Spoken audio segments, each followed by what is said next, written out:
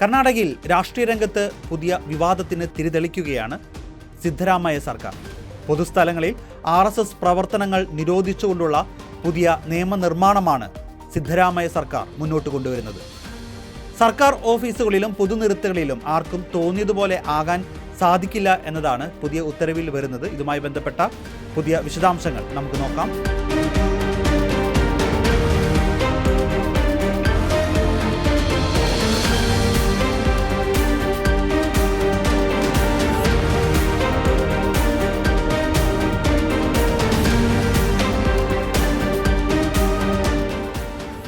പൊതുസ്ഥലങ്ങളിൽ രാഷ്ട്രീയ സ്വയം സേവക് സംഘിന്റെ പ്രവർത്തനങ്ങൾ നിയന്ത്രിക്കുന്നതിനായി നിയമം നിർമ്മിക്കാൻ കർണാടക മന്ത്രിസഭ തീരുമാനിച്ചു.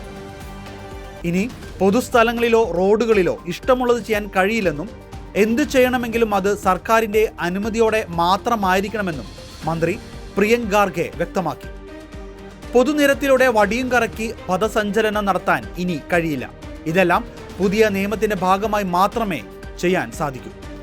പൊതുസ്ഥലങ്ങളിൽ സർക്കാർ സ്കൂളുകൾ, കോളേജുകൾ, സർക്കാർ സ്ഥാപനങ്ങൾ, എയ്ഡഡ് സ്ഥാപനങ്ങൾ എന്നിവിടങ്ങളിലെ സംഘടനാപരമായ പ്രവർത്തനങ്ങൾ സംബന്ധിച്ചാണ് പുതിയ നിയമം കൊണ്ടുവരുന്നത്.